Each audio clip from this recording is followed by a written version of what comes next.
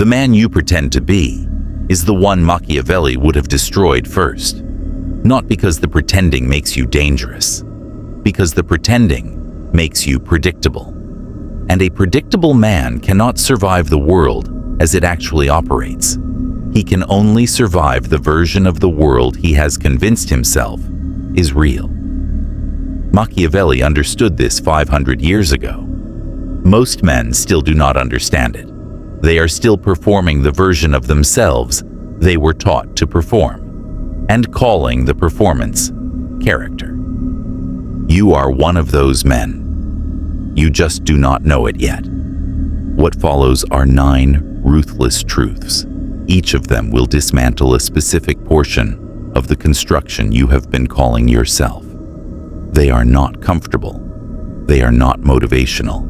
They are the precise psychological instruments Machiavelli and the dark philosophers understood would expose a man to himself if he had the stomach to sit with them. Most men do not have the stomach. Let's see if you do. Ruthless truth number 1. Your politeness is not virtue. It is fear wearing a better suit. You have been told your entire life that being polite, accommodating, and agreeable makes you a good man. This is the lie that built the version of yourself you currently inhabit. Machiavelli understood what most men refuse to face, that politeness in the absence of power is not generosity. It is submission, dressed in manners. The weak man is polite because he cannot afford not to be. He mistakes his fear for his values and spends his life proud of a trait that was never a choice. Examine the politeness you consider your virtue. When does it appear? In the presence of people who could hurt you. In situations where asserting yourself carries cost. In moments when saying what you actually think would produce consequences you are not prepared to face. This is not kindness. This is the animal calculation of a creature that has learned to lower its head before larger predators. And you have been performing this calculation for so long that you have forgotten it was ever strategic. The polite man is not usually a good man. He is usually a frightened man who has discovered that fear, properly disguised, can pass for grace.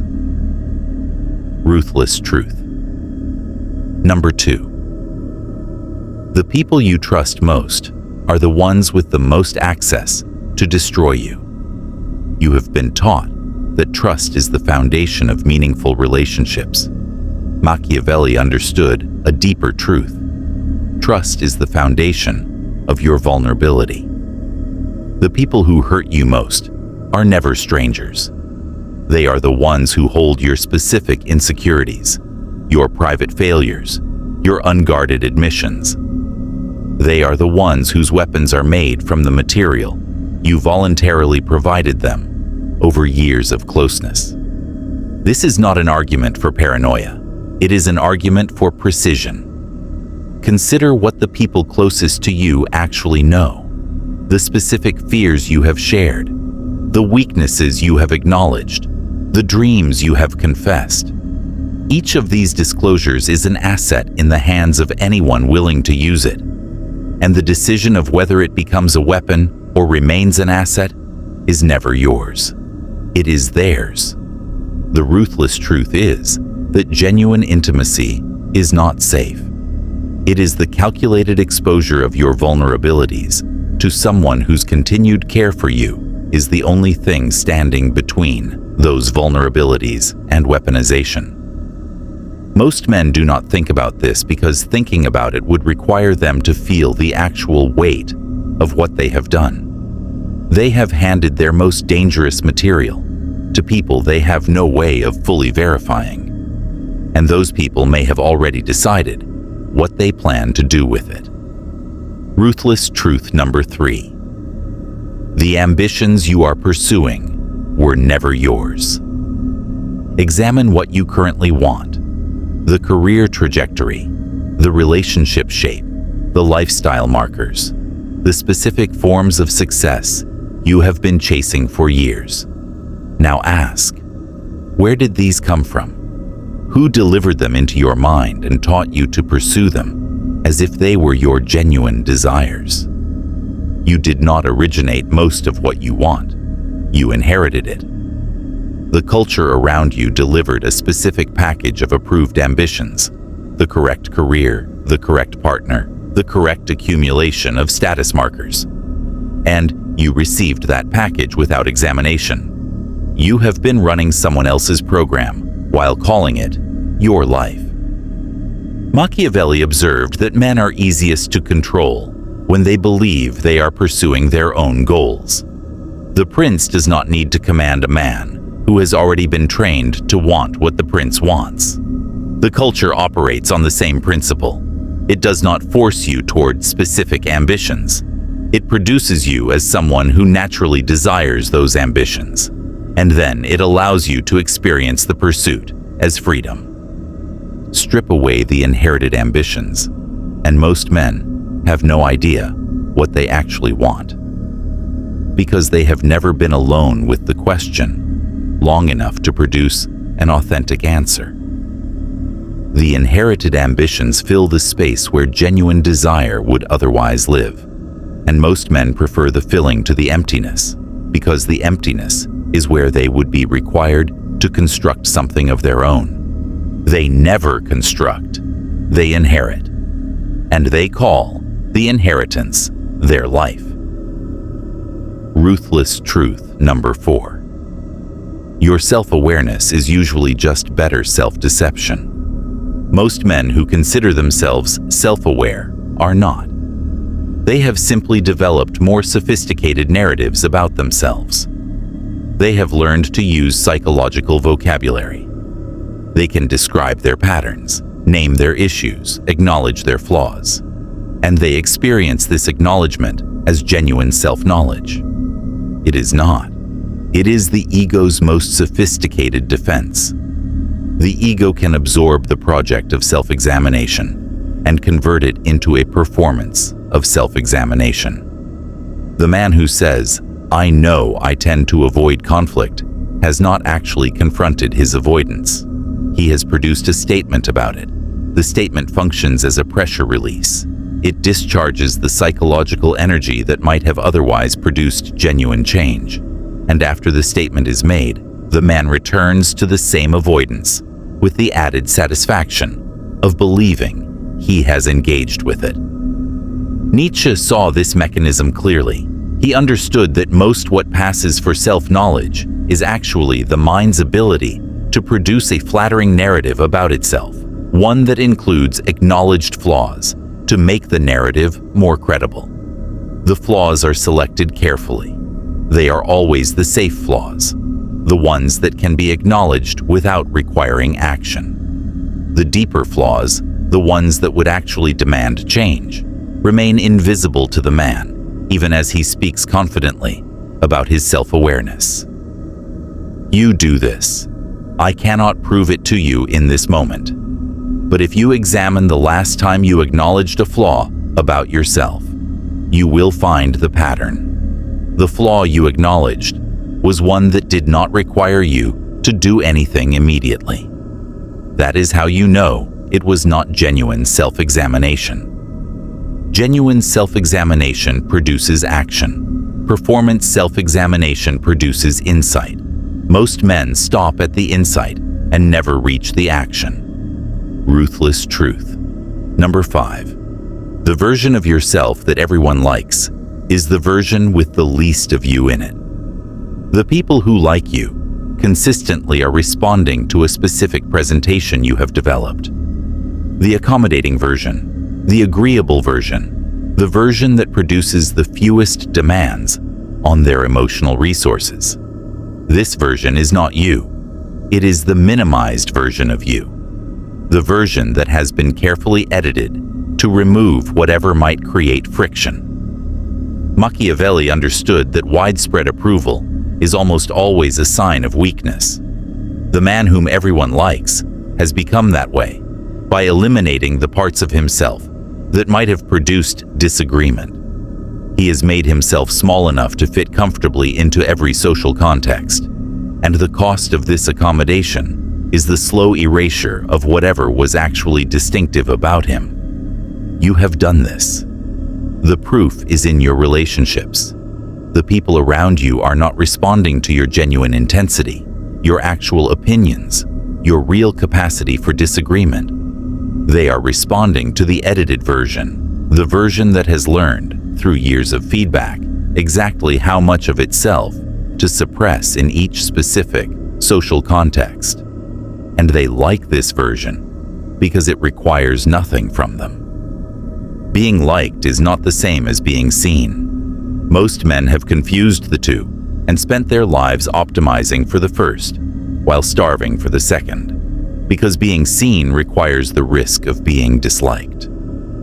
The willingness to present the full self without its social edits. And the full self, unedited, is too much for most environments to accept. So you have edited for years, and the edits have accumulated, and somewhere beneath the agreeable, accommodating, consistently likable man you have become, the distinctive man you might have been has gone quiet because no one was ever interested in hearing from him anyway. Ruthless truth. Number 6. The people who disrespect you have identified something real. This is the truth that the ego will refuse hardest, because it requires the man to consider that the people who treat him poorly may have detected something accurate about him, something he has been unable to detect about himself. Not always. Some disrespect is pure projection. Some comes from the other person's pathology. But a surprising portion of the disrespect you have encountered in your life has been a response to something you were actually doing, a weakness you were displaying without awareness, a need you were presenting that made you easy to dismiss, a specific energy you were bringing that people correctly interpreted as an invitation to mistreat you. Machiavelli understood that men announce their position in the hierarchy through behavior long before they ever announce it through words.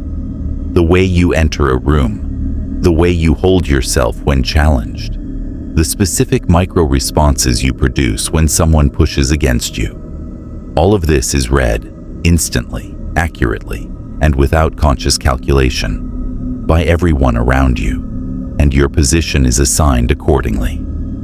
The men who have disrespected you were reading you, and the reading was often correct. This is unbearable for most men to consider because it requires them to accept that the external treatment they have received is not simply unjust. It is, in part, feedback.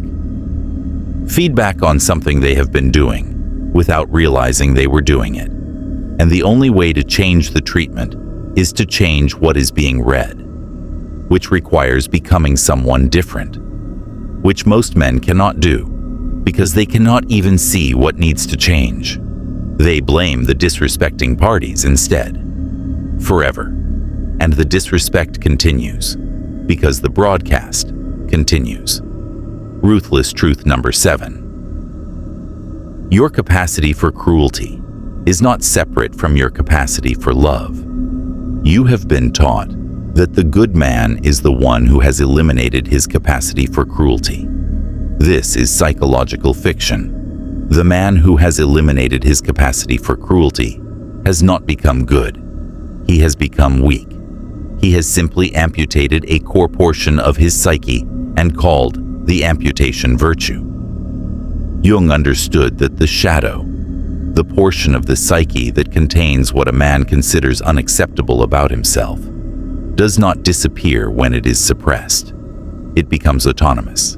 It operates from underground. And the man who has disowned his own capacity for harm becomes uniquely dangerous because he can no longer see himself causing it. He produces damage and experiences himself as innocent. He enacts cruelty and calls it principle. The integrated man does not suppress his capacity for harm. He owns it. He maintains the capacity as a conscious possibility rather than a disowned underground force. And because he owns it, he has the specific power that disowners can never access: the ability to choose whether to deploy it. Men who pretend they have no cruelty in them are not more loving. They are less honest. Their love carries an edit, the specific edit that has removed the awareness of their own capacity to wound. And without that awareness, the love cannot be fully conscious. It is the love of a man who has never looked at what he is actually capable of, which means his love, however sincere, is operating with only partial information about himself. The man who has integrated his capacity for cruelty loves more powerfully, because his love is chosen, because he has seen the alternative inside himself and decided against it. The man who disowns his cruelty does not love more. He simply loves less knowingly. Ruthless truth. Number 8. Most of your relationships are transactions you have mistaken for bonds. Examine the people in your life, not with sentiment, with precision. What would remain of your most important relationships if the specific exchange of value that currently maintains them suddenly ceased? If you could no longer provide what you currently provide, if they could no longer provide what they currently provide, which of those relationships would survive the change in conditions? Machiavelli was ruthless about this examination. He understood that most relationships are maintained by the continuous exchange of specific goods: attention, validation, emotional support, social utility, physical presence, sexual access, status association, and the 1,000 other currencies that operate beneath the surface of what we call connection. Remove the exchange, and most of the connection disappears with it. This is not cynicism, it is clarity. The transactional nature of most relationships is not their failure. It is their actual structure. The failure is in mistaking the structure for something else, in believing that the relationships are sustained by something deeper than the exchange, when they are often sustained by nothing else. The small number of relationships that would survive the cessation of exchange are the real ones. The ones that would disappear immediately or slowly erode under the changed conditions are the transactional ones. Most men do not want to know which is which, because the answer would require them to acknowledge that most of their close relationships are functional rather than genuine, and the functional ones provide specific services but cannot be relied on during actual crisis. You will discover which is which eventually. Life will force the test. The only choice you have is whether you know before the test arrives or only after. Ruthless truth number 9. The life you are currently living is the life you have chosen to continue. This is the final truth, and the one that most directly threatens the construction you have built. Because it removes the external explanations. It removes the victim narrative. It removes the circumstantial defenses, and it places the full weight of your current existence precisely where it actually belongs, on the specific daily choices you continue to make that maintain the life you claim to want to escape. You are not trapped in your current life. You are maintaining it through the thousands of small decisions that collectively produce its continuation. The conversation you did not have today, the risk you did not take this week, the truth you did not speak this month, the desire you did not pursue this year. Each of these is a decision. Each of them is yours, and each of them has been voting silently and continuously for the life you currently occupy.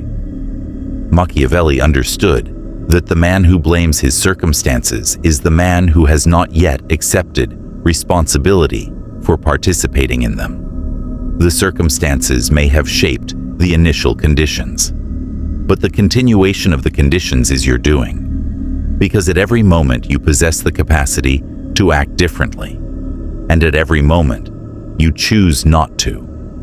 And the accumulation of those choices is the life you are currently leading. This is either terrifying or liberating, depending on what you do with it. Most men find it terrifying, because it removes every excuse they have been using to explain why their life looks the way it does. And the absence of excuses requires either genuine change or a painful accommodation with the fact that you have been constructing, through daily choice, the exact life you spend your time claiming you did not want. These 9 truths are instruments. They are not comfort. They will not improve your day. They will not give you anything you can use to feel better about yourself. They will, if you sit with them honestly, produce a specific kind of internal collapse. The collapse of the version of yourself you have been presenting as yourself. What remains after that collapse is not guaranteed to be anything better. It is simply more honest. And most men will not pay that price. The man you pretend to be will refuse these truths before this sentence finishes. He will produce legitimate seeming reasons why they do not apply. He will deliver the specific exhaustion that makes further examination feel impossible. He will reassert his narrative and return to the life these truths were attempting to dismantle. You will let him, and the pretending will continue.